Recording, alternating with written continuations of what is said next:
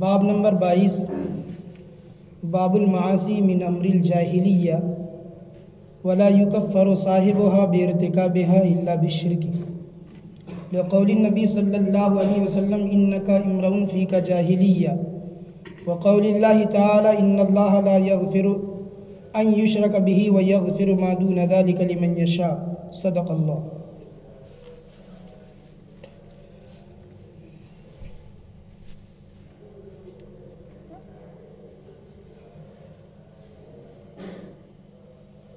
امام بخاری نے سرخی میں ایک مسئلہ بیان کیا اور وہ مسئلہ کافی متحرک مسئلہ تھا، محرک مسئلہ تھا۔ اس دور میں ایک فرقہ خوارج ہے، خارجی، جو اہل بیت کا گستاخ ہوتا ہے، رافضی جو صحابہ کا گستاخ ہوتا ہے۔ تو خارجی فرقہ تھا، اس کا ماننا یہ تھا، اس کا اعتقاد یہ تھا کہ انسان کبیرہ گناہ کرنے سے ہمیشہ جہنم میں رہے گا، اس کی مغفرت کبھی نہیں ہونے والی۔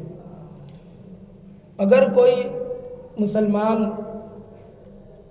کبیرہ گناہ کرتے کرتے مر گیا اور اس سے توبہ نہیں کی تو وہ جو فرقہ تھا اس کا ماننا اور اعتقاد یہ تھا کہ وہ ہمیشہ جہنم میں جلے گا، کبھی اس کی مغفرت نہیں ہونے والی۔ اور اہل سنت والجماعت کا موقف یہ ہے، اعتقاد یہ ہے کہ کتنا ہی بڑا گناہ کیوں نہ ہو، کفر کے علاوہ ایمان باقی ہے، اور ایمان کی بقا کے ساتھ ساتھ کتنا بھی بڑا گناہگار کیوں نہ ہو اور کتنا بھی بڑا کبیرہ کیوں نہ ہو، اللہ تعالیٰ اس کی مغفرت ضرور فرما دے گا، جس کو چاہے گا بخش دے گا۔ یہ اہل سنت والجماعت کا موقف ہے۔ ہمیشہ مومن جہنم میں نہیں جلے گا، یہ اہل سنت کا عقیدہ ہے۔ ہاں، گناہ کی سزا پانے کے لیے اللہ جسے چاہے گا جہنم میں ڈالے گا، اور وہ مومن گناہ کی سزا پانے کے بعد ایک دن ضرور جہنم سے نکال کر جنت میں داخل کر دیا جائے گا۔ یہی اہل سنت کا عقیدہ ہے۔ امام بخاری نے اسی رافضی اور خارجی فرقے کا رد فرمایا، اور رد فرما کر سب سے پہلے سرخیوں میں مسئلہ بیان کیا۔ مسئلہ یہ ہے کہ معاصی یعنی جو گناہ ہوتے ہیں، نافرمانیاں ہوتی ہے، یہ امر جاہلیت میں سے ہے۔ امر جاہلیت کا مطلب یہ ہے کہ اسلام کے آنے سے پہلے، قرآن کے نزول سے پہلے جو لوگ شریعت سے جاہل تھے، ناواقف تھے، تو وہ لوگ جو گناہ کرتے تھے تو وہ زمانے کے امر میں سے ہے، معاملے میں سے ہے، جو بھی گناہ ہے۔ اور آگے ولا یکفر صاحبها بارتکابها، امام بخاری کہتے ہیں کہ بڑے گناہ کرنے والے کی تکفیر نہیں کی جائے گی۔ اگر کوئی کبیرہ بڑے گناہ کرتا ہے تو اسے کافر نہیں کہا جائے گا۔ بڑا گناہ کرنے کی وجہ سے کسی کو کافر نہیں کہا جائے گا، وہ مومن ہی رہے گا، اگرچہ گناہگار ہے۔ گناہگار کو گناہگار کہا جائے گا، گناہ کو گناہ ہی کہا جائے گا، پر یہ نہیں کہ گناہ کرنے والے کو کافر کہہ دو، نہیں، گناہ کرنے والے کو کافر نہیں کہا جائے گا، کفر کرنے والے کو کافر کہا جائے گا۔ جو بھی دینیات میں سے کسی ایک چیز کا انکار کر دے جو ضروریات میں سے ہے، دین کی جو ضروری بات ہے اس میں سے کوئی ایک بات کا انکار کر دے، وہ کافر ہوگا، بلا شبہ کافر ہوگا، پھر اس کی تکفیر کی جائے گی، صاف صریح لفظوں میں کر دے تو۔ لیکن اگر کوئی کفر کا کلمہ نہ بولے لیکن گناہ کرے تو محض گناہ کی وجہ سے اسے کبھی کافر نہیں کہا جائے گا۔ یہ مسئلہ بہت حساس مسئلہ ہے، اسی لیے امام بخاری نے سرخیوں میں اسے بیان کیا، پہلے ٹائٹل دیا، اس کے بعد میں قرآن کی آیت سے اسے ثابت کیا، اس کے بعد حدیث لا کر ثابت کیا کہ گناہ سے کوئی کافر نہیں ہوتا، اور گناہ جتنے بڑے گناہ ہوں گے سزا تو ملے گی لیکن ہمیشہ جہنم میں نہیں رہے گا، ایک نہ ایک دن مومن کی مغفرت ضرور ہوگی۔ امام بخاری نے اسے بیان کیا۔ یہاں رک کر ایک نکتہ بھی بیان کر دوں. بہت سے لوگ صرف گناہ کی وجہ سے، ابھی اور ایک نیا فرقہ ہے، وہ نیا فرقہ کیا کرتا ہے، گناہ کی وجہ سے دھڑا دھڑ مشرک بولنا شروع کر دیتا. ایک سنی عقیدہ اس کا صحیح، خدا اس کا ایک، رسول اس کا ایک، قرآن اس کا ایک، اگر کسی نے گناہ کر دیا، تاج الدین سرکار کی بارگاہ میں جا کر سجدہ کر دیا، حالانکہ سجدہ کرنا گناہ ہے، حرام ہے، لیکن اگر کسی نے سجدہ کر دیا تو اب ایک جو جماعت ہے، ایک جو فرقہ ہے، وہ اس سنی کو مشرک کہتا ہے. مشرک مانا کافر. امام بخاری اس کا رد فرما رہے ہیں، ایسا نہیں ہے، گناہ کی وجہ سے کسی کو کافر اور مشرک نہیں کہا جائے گا. آج آپ نے نیاز کر لی، حالانکہ نیاز کوئی گناہ نہیں ہے، لیکن یہ تو ایک فرقہ تھا خارجی اور رافضی جو گناہ کی وجہ سے کافر کہتا تھا. معتزلی ایک فرقہ تھا، جو بھی فرقے تھے وہ گناہ کی وجہ سے کافر کہتے تھے. یہاں تو نیکی سے کافر کہہ رہے ہیں. وہ دے رہا ہے فاتحہ، وہ پڑھ رہا ہے قرآن، اور ادھر شرک کے فتوے نکل رہے ہیں، ادھر کفر کے فتوے نکل رہے ہیں. حالانکہ نہ تو قرآن پڑھنا گناہ، نہ نیاز و فاتحہ دلانا گناہ، اس کے باوجود بھی شرک کے فتوے لا دے جاتے ہیں، بدعت کے فتوے زبردستی لا دے جاتے ہیں. کس پر؟ کلمہ پڑھنے والوں. یہ کہاں کی دینداری ہے؟ امام بخاری نے باقاعدہ رد کیا ہے، تو ہم بھی رد کریں گے. غلط بات کو ہمیشہ ہم تردید کریں گے، غلط بات کو کبھی بھی ایکسیپٹ نہیں کریں گے، قبول نہیں کریں گے. اسلام نے مزاج ہمارا بنایا ہے، مومنین کا مزاج بنا ہوا ہے شروع سے، کہ اچھی بات کو اچھا کہنا اور بری بات کو برا کہنا، اچھوں کو اچھا کہنا، بروں کو برا کہنا، مومن کو مومن کہنا، کافر کو کافر کہنا. یہ مزاج اسلام نے بنایا ہے. تو امام بخاری کہتے ہیں کہ گناہ تو یہ امر جاہلیت میں سے ہے، لیکن گناہ گار کو کبھی کافر نہیں کہا جائے گا. ہاں کفر کرے تو کافر بولیں گے، اس میں کوئی شک نہیں، الا بالشرک. کہا ہاں اگر کفر کرے یا شرک کرے تو پھر مشرک کہا جائے گا، کافر کفر کرے تو کافر کہا جائے گا. لقول النبی صلی اللہ علیہ وسلم.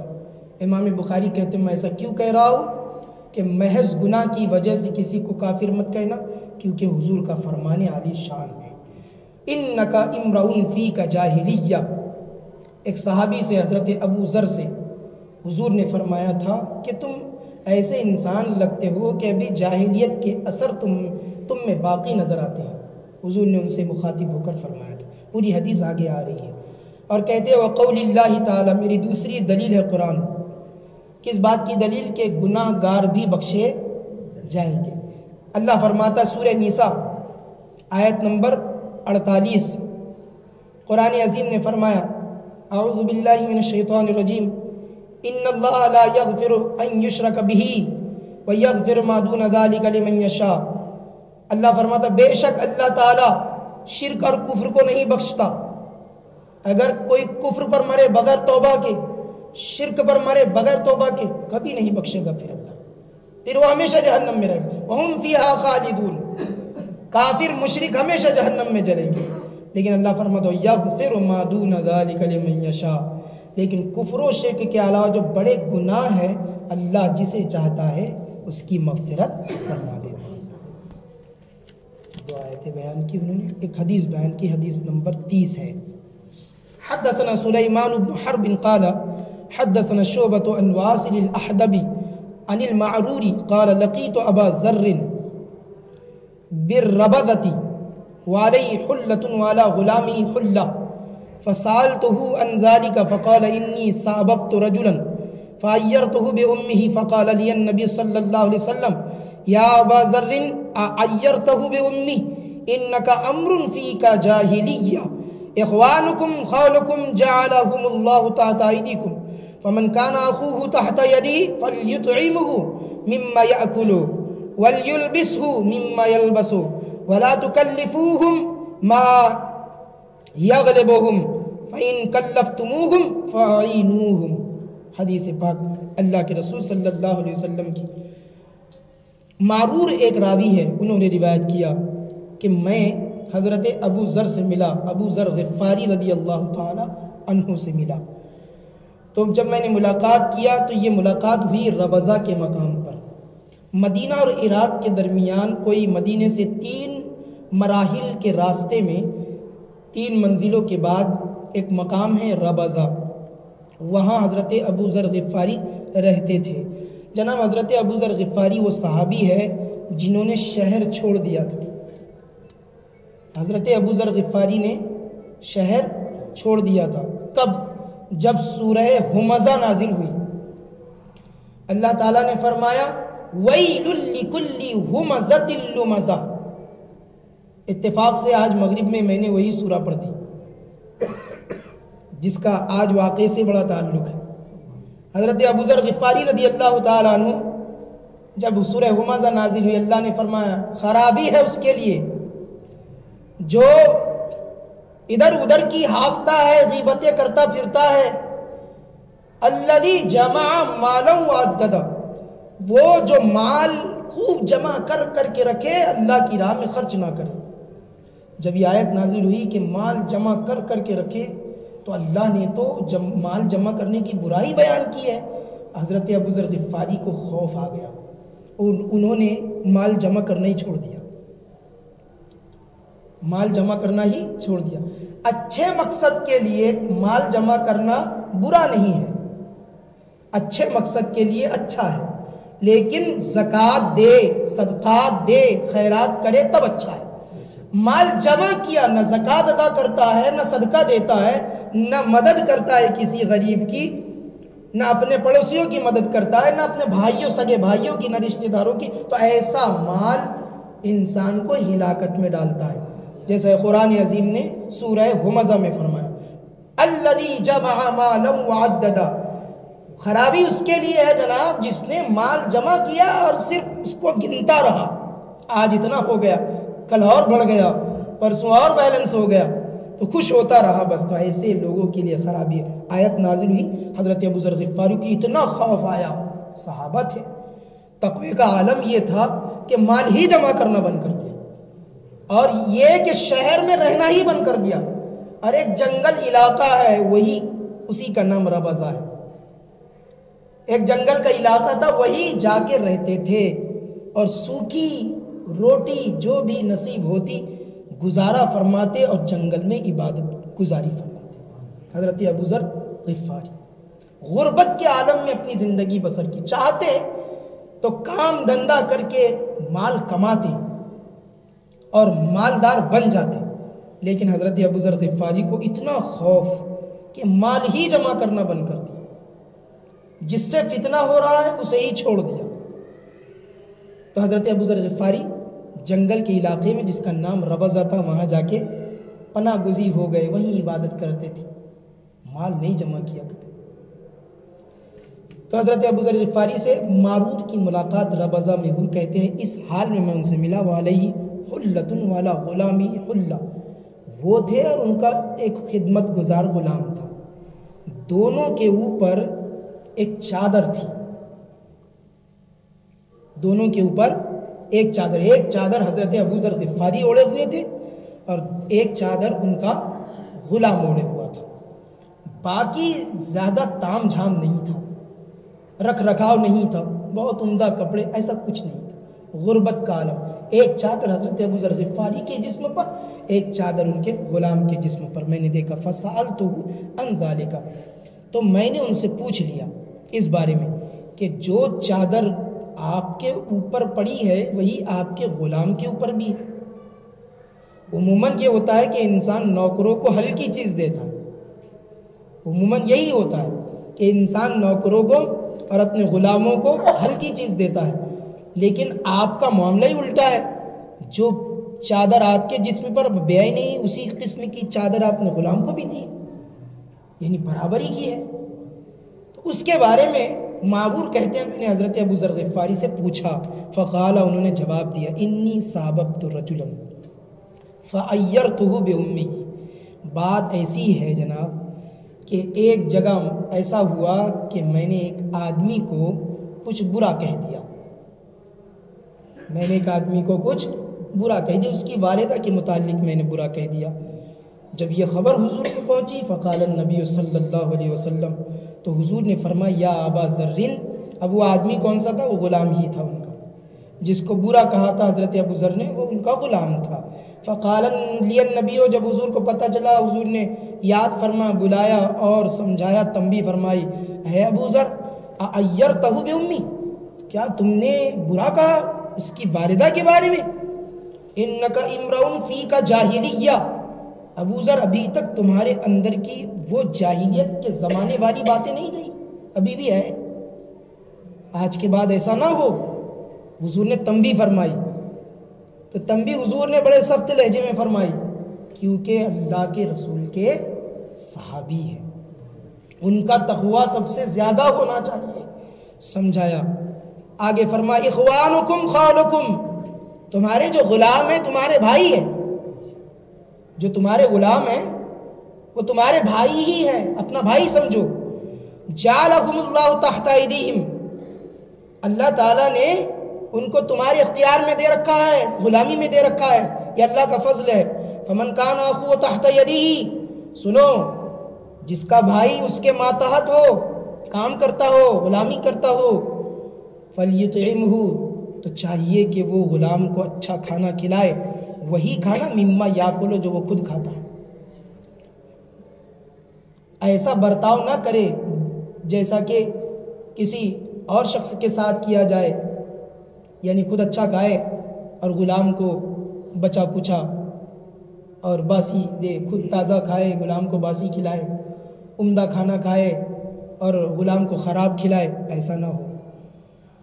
فَلْيُطْعِمْهُ مِمَّا يَأْكُلُ، جو کھاتا ہے وہی کھلائے، وَلْيُلْبِسْ مِمَّا يَلْبَسُ، اور غلام کو وہی کپڑے پہنائے جو خود پہنتا ہو، ایسا نہیں کہ خود عمدہ پہن رہا ہے اور غلام بیچارہ پھٹے پرانے کپڑوں پر ہے۔ وَلَا تُكَلِّفُوهُمْ مَا يَغْلِبُهُمْ، اور ایسے کام کی تکلیف غلاموں کو مت دو جو کر نہ سکے، ان پر بھاری پڑ جائے۔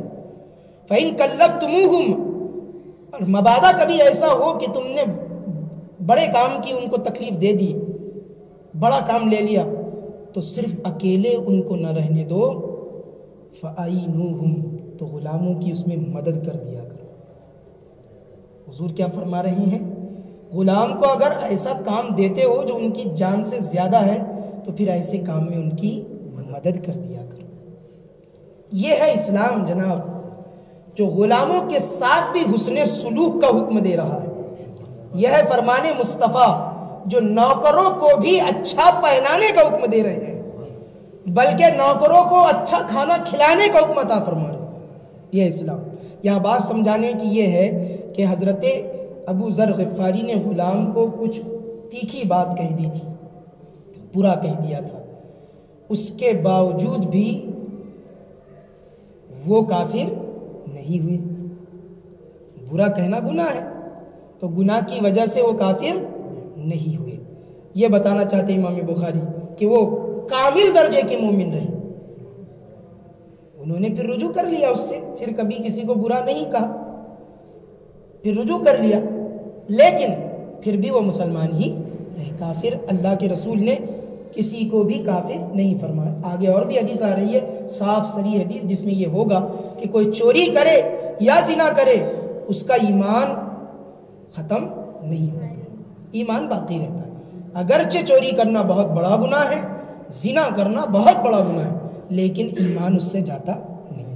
یہ بات سمجھانا چاہتے تھے۔ یہاں پر ایک اور بات قابل غور ہے کہ آج ہمارے معاشرے میں یہ ہے کہ ہم جو ہے گفتگو بھی کرتے ہیں تو گالیوں سے کرتے ہیں، معاذ اللہ۔ ہمارا معاشرہ یہ بن چکا ہے آج، ہمارے نوجوان آپس میں ملاقات بھی کرتے ہیں تو گالیوں کے ذریعے کرتے ہیں یا الٹی سیدھی بات کے ذریعے کرتے ہیں۔ حضرت ام المومنین رضی اللہ تعالیٰ عنہ فرماتی ہے، حضور کا اخلاق ہم نے دیکھا ہے کہ حضور کریم صلی اللہ تعالیٰ علیہ وسلم نے کبھی بھی، میں نے پوری زندگی حضور کے ساتھ گزاری، گھر میں، باہر، سفر میں، حضر میں، لیکن کبھی بھی حضور کی زبان سے فحش گوئی نہیں دیکھی، گندی بات حضور کی زبان سے نکلتے ہوئے نہیں دیکھی۔ نہ حضور نے کوئی ایسا جملہ ارشاد فرمایا کہ جس کی وجہ سے کسی دوسرے بندے کو تکلیف پہنچی۔ یہ حضور کا مبارک اور اعلیٰ درجے کا اخلاق تھا، حضور نے سکھایا بھی ہوئی۔ تو برائی اور گناہ جسے ہم گالیاں کہتے، گالی گلوچ، یہ حرام ہے۔ اللہ کے رسول صلی اللہ علیہ وسلم نے فرمایا قتال المؤمن کفر وسبابہ فسق۔ حضور نے فرمایا کہ مومن کا حلال جان کے قتل کرنا یہ کفر ہے، مومن کا قتل کرنا حلال سمجھ کر یہ کفر ہے، اور مومن کو گالی دینا یہ فسق ہے، بڑا گناہ ہے، اس سے بچو۔ اور ایک دوسرے مقام پر حضرت ابن عباس رضی اللہ تعالیٰ عنہما نے روایت کیا، دو آدمی آپس میں بات کر رہے تھے، بات بڑھ گئی اور دونوں بھی آگ بگولا ہو گئے اور ایک دوسرے کو گالیاں دینے لگے۔ جب حضور تک خبر پہنچی تو حضور کریم صلی اللہ علیہ وسلم نے سخت لہجے میں تنبیہ فرمائی اور فرمایا کہ یہ ایسا کرنا گناہ ہے، اور یہ بات بتائی حضور نے کہ جب ایک دوسرے کو گالی دے رہا تھا، جب ایک دوسرے کو گالی دے رہا تھا اور دوسرا چپ تھا، وہ اس کے بدلے میں گالی نہیں دے رہا تھا، تو تب تک فرشتے اس کا جواب دے رہے تھے، اس کی طرف سے فرشتے بول رہے تھے، جو صبر کر رہا تھا اس کی طرف سے فرشتے بول رہے تھے۔ اور ایسا ہی واقعہ بزرگوں نے نقل فرمایا کہ حضور کریم صلی اللہ علیہ وسلم وہاں سے تشریف لے گئے جہاں یہ جھگڑا ہو رہا تھا، تو صحابہ نے پوچھا حضور آپ نے تشریف کیوں لے آئے، حضور آپ وہاں سے تشریف کیوں لے آئے، کیا وجہ تھی؟ تو حضور نے فرمایا فرشتے چلے گئے تو ہم بھی چلے گئے، فرشتے چلے گئے تو ہم بھی چلے گئے۔ تو پوچھا حضور فرشتے کیوں چلے گئے؟ فرمایا جو گالی گفتار وہاں ہو رہی تھی اس گالی گفتار کی وجہ سے فرشتے چلے گئے، یعنی رحمت کے فرشتے وہاں نہیں ہوتے جہاں گالیاں ہوتی ہیں۔ ہمارے گھر کو دیکھیں آپ تو روز دو چار گالیاں تو ہو ہی جاتی ہیں، تو پھر رحمت کے فرشتے کیسے نازل ہو جائیں گے؟ پھر اللہ تعالیٰ برکتوں کا نزول کیسے کرے گا؟ جو فرشتے تمہارے گھر رحمتیں لے کر آتے ہیں، اچھا اس کے علاوہ بھی بہت سارے فرشتے ہوتے ہیں جو ہماری حفاظت کے لیے مقرر ہوتے ہیں۔ اللہ تعالیٰ نے کرامن کاتبین کو مقرر فرمایا، ہمارے اعمال لکھنے پہ مامور فرمایا، لیکن اس کے علاوہ بہت سے فرشتے ایسے ہیں جن کو اللہ تعالیٰ نے مومن کی حفاظت کے لیے مامور فرمایا۔ وہ مضر جانوروں سے، مضر انسانوں سے، آفات سے، حادثات سے وہ مومن کی حفاظت کرتے ہیں۔ اگر ہم گالی گلوچ کریں تو وہ حافظہ تشریف لے جاتے ہیں، وہ جو حفاظت کے لیے فرشتے اللہ نے مقرر فرمایا وہ تشریف لے جاتے ہیں۔ ہم گالی گفتار کریں تو پھر حفاظت کیسے ہوگی؟ پھر حادثات کا شکار نہیں ہوں گے۔ اس لیے گالیوں کو ترک کرو، گالیاں کوئی اچھی بات نہیں ہے، سخت حرام ہے، اللہ کے رسول نے فسق فرمایا ہے، لہٰذا گالیوں سے پرہیز کرو۔ اسی طرح کی ایک روایت حضرت عبداللہ بن عمر رضی اللہ تعالی عنہما نے کی ہے کہ اللہ کے رسول صلی اللہ علیہ وسلم نے تنبیہ فرمائی اور انہوں نے واقعہ بیان کیا کہ حضرت ابو ذر غفاری رضی اللہ تعالی عنہ سے حضور کی ملاقات، حضور نے ان کو ایک غلام دیا تھا، حضور نے عطا فرمایا تھا، حضور نے ان کو غلام عطا فرمایا تھا۔ تو حضور کریم صلی اللہ تعالی علیہ وسلم ملاقات فرماتے ہیں تو دیکھا کہ ابو ذر غفاری رضی اللہ تعالی عنہ کے جسم پر آدھی چادر ہے اور ان کے غلام کے جسم پر وہی آدھی چادر ہے، یعنی ایک چادر کے دو حصے کیے تھے حضرت ابو ذر نے، ایک خود اوڑھتے تھے اور ایک اپنے غلام کو اڑاتے تھے۔ دیکھو نوکر کے ساتھ کتنا اچھا سلوک ہے۔ آج تو وائے اور افسوس کہ نوکر تو دور کی بات ہے، ماں باپ کے ساتھ اچھا سلوک نہیں ہے۔ آج نوکر اور غلام تو بہت دور کی بات ہے، آج ماں باپ کے ساتھ اچھا سلوک نہیں ہے، آج بڑے بھائیوں اور بہنوں کے ساتھ اچھا سلوک نہیں ہے، آج پڑوسیوں کے ساتھ اچھا سلوک نہیں ہے، آج رشتہ داروں کے ساتھ، احباب کے ساتھ اچھا سلوک نہیں ہے۔ تو یہ سلوک اچھا کب ہوگا؟ یہ اسی لیے کہا جاتا ہے کہ حضور کی حدیث کی طرف رجوع کرو تاکہ سیکھنے ملے کہ زندگی کیسے ہوگی، معاشرہ کیسے بنے گا، زندگی بہتر کیسے بنے گی۔ تو حضور نے دیکھا بہت اچھا کام کیا تھا، حضرت ابو ذر غفاری نے اپنی ایک چادر خود اوڑھی تھی، اس کے دو ٹکڑے کر کے اور ایک حصہ اپنے غلام کو دیا تھا۔ حضور نے پوچھا ابو ذر یہ آدھا حصہ تم نے اوڑھا ہے اور آدھا غلام کو اڑایا ہے، ایسے ہی ہے نا؟ تو عرض کیا حضور آپ ہی نے تو ارشاد فرمایا کہ اپنے غلاموں کی مدد کرو، تو حضور میں مدد کر رہا ہوں، میں مدد کر رہا ہوں، اس طرح سے مدد کر رہا ہوں۔ تو حضور کریم صلی اللہ علیہ وسلم کے ارشادات عالیہ پہ عمل کا جذبہ صحابہ میں جو تھا وہ ہمارے اندر پیدا ہونا چاہیے. اللہ تعالی ہمیں اس حدیث کے صدقے سے عمل کی توفیق نصیب فرمائے. صلی اللہ علیہ النبی الامی و آلہ صلی اللہ تعالی